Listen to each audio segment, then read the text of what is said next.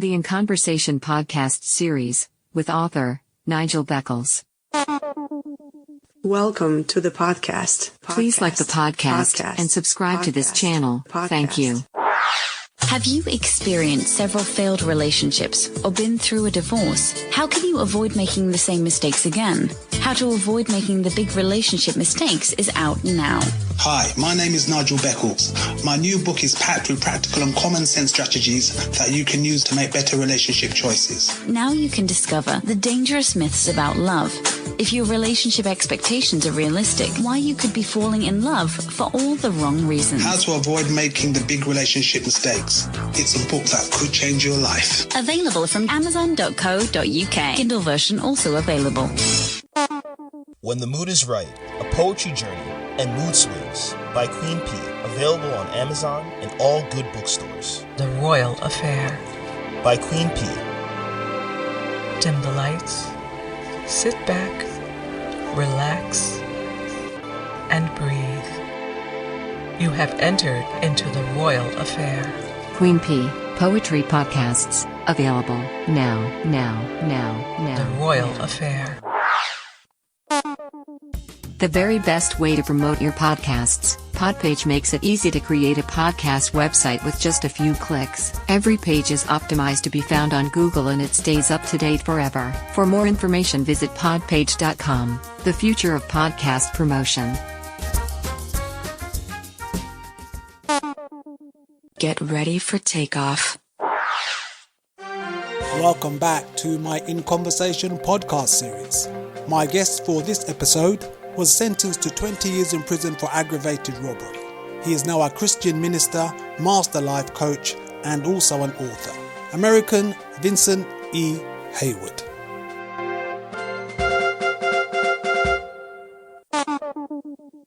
Hi Vincent, welcome to my podcast series. How are you? I am doing just fine. I thank you first and foremost for inviting me, allowing me to be a part of the podcast series. It is quite a blessing, and I am truly honored and humbled to be here. Great to have you here via Zoom. So where do you live at the moment? I currently live in the city of Houston in the state of Texas. Very good city. I've been here all my life. Of course, I've done some military time where I was able to get out of the state of Texas. But overall, I was birthed here in Houston, and I've lived here for over 55 years now. And what was your childhood like? My childhood was quite interesting because first and foremost, I grew up in a household of 6 children and one mother, and the 6 children consisted of 5 girls and 1 boy. And that 1 boy was I. And I was the second to the youngest. And those sisters of mine played a very vital role in my development as a man, as you may think. And as you may know, was I learned from them the importance of being a boy and growing up to be a man. Well, during the year 1991, you were sentenced to a 20-year prison sentence. So how old were you when you went to prison, and how old were you when you were released? I was 25 when I went to prison. When I was released, I was 35, about to turn 36. I was at the verge of making my 36th birthday when I got out, because I got out on September the 2nd. I would have been 36 on September the 30th. So I was just about to celebrate my 36th birthday. What crime did you commit?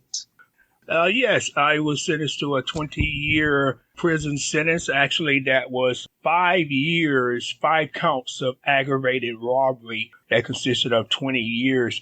The aggravated robberies consisted of banks. A friend of mine, we decided to get together and rob banks.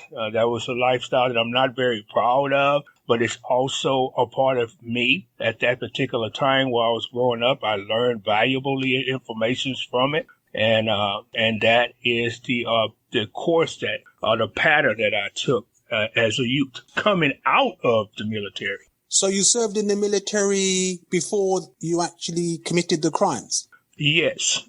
I served in the military from 84 to 87. Of course, I got out in 87, and from that point on, my mother is a firm believer that her words is that the military had a great influence on the way my child was developing. She blames the military for a lot of the wrong decisions that I made because going in at 18 years old, I had never drunk alcohol. I had never smoked marijuana or hash or cigarettes. I hadn't done anything illegal. I was actually still a virgin.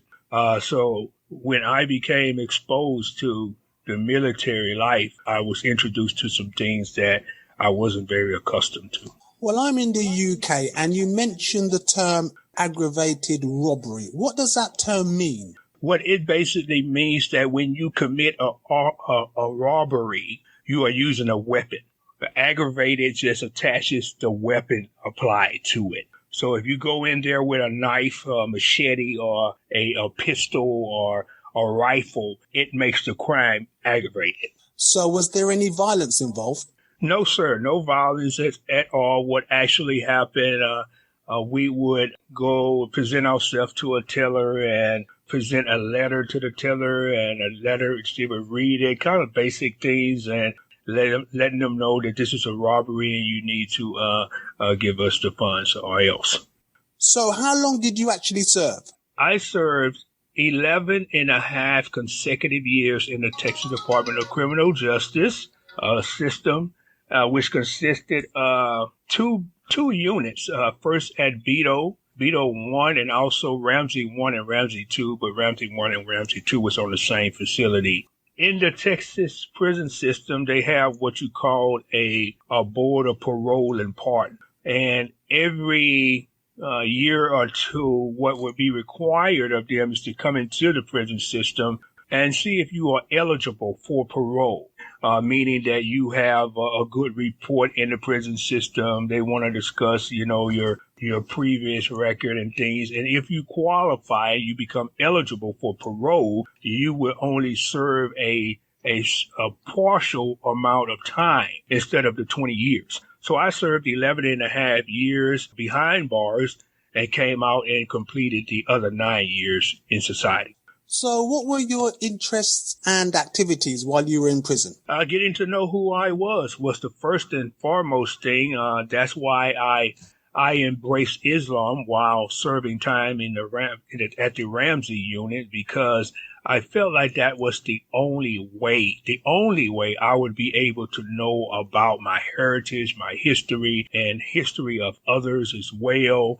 And it served its purpose very well. I learned quite a bit from a volume of books that I read, including the Quran and books by Naeem Akbar, Francis Chris Welsing, Edison, a number of books. Any book that crossed my path, I was reading it when it had to do with either black nationalism or just learning more. Also, the Message to the Black Man by the Honorable Elijah Muhammad. It was quite a few books that I read.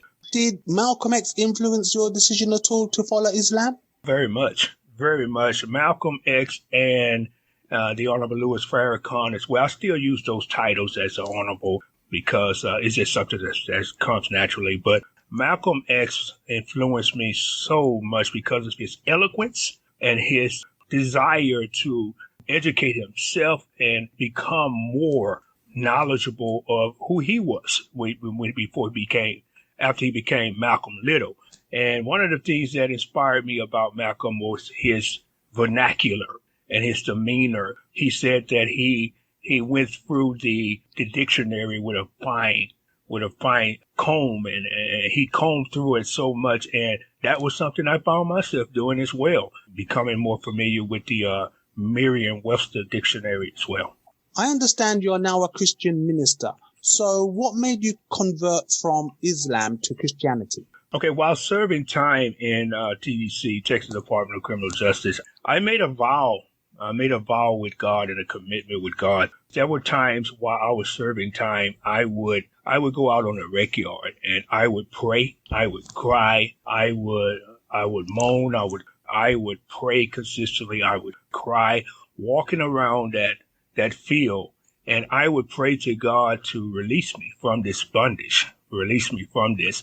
And if you release me from this, I would give you 10 years of serving under this religion when I get out of TDC.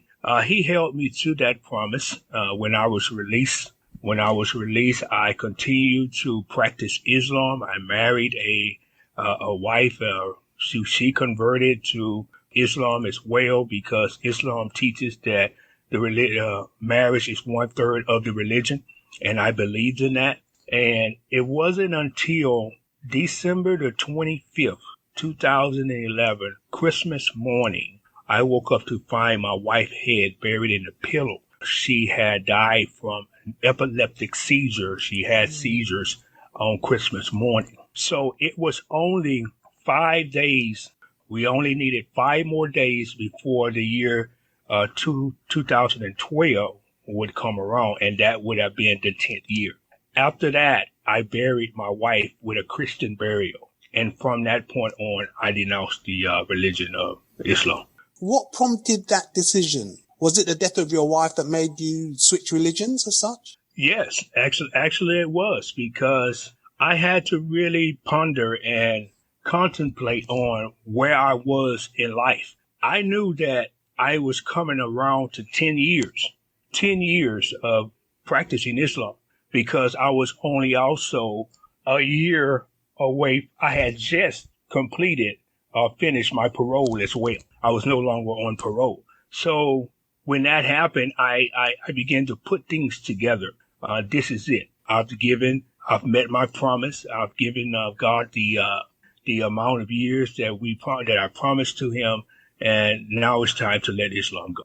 Well, since becoming a free man, you've started a couple of organizations. What are they called and what are their activities? Yes, the first organization is Jesus Over You Ministry. It is a 501c3 nonprofit organization, which is designed to establish ability homes for graduating teens, preferably teens that are children of incarcerated men. The ability homes are something similar to dormitory homes. These homes would house 3, maybe 4 students or young adults at a time. That ministry is moving slowly. I haven't established my first home yet, but I still have confidence that ministry will come to fruition as well. I also have a life coaching business called 17 and Beyond Life Coaching, Vincent 17 and Beyond Life Coaching, consisting of 3 programs: a happiness life coaching program, a life purpose life coaching program, and a goal success life coaching program as well. So, Vincent, you're also an author. What's your book called and what is it about? This is my first book, Testimony Over Titles, From Prison to Promise. It's actually the manuscript, but the book is already out on Kindle, ebook form, and also on Amazon, to be purchased on Amazon. And you can go to my website as well. It's on my website to purchase an autographed copy.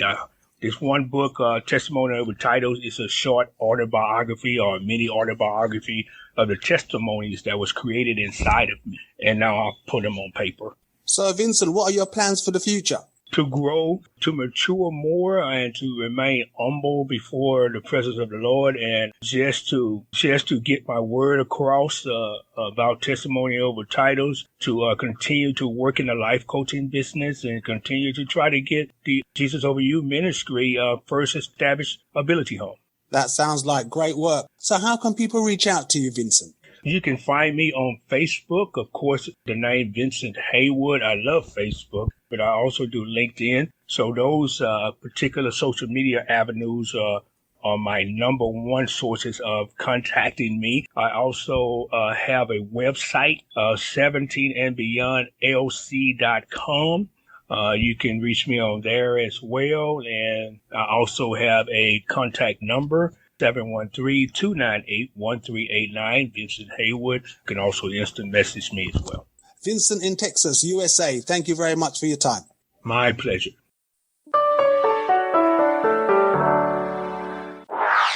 Please follow author Nigel Beckles' podcasts on Anchor, Amazon Audible, Spotify, and all major podcasting platforms. Thanks. The podcast series hosted by author Nigel Beckles, featuring discussions with award-winning authors, therapists, coaches, plus individuals with intriguing stories to share, available on all major podcast platforms, now.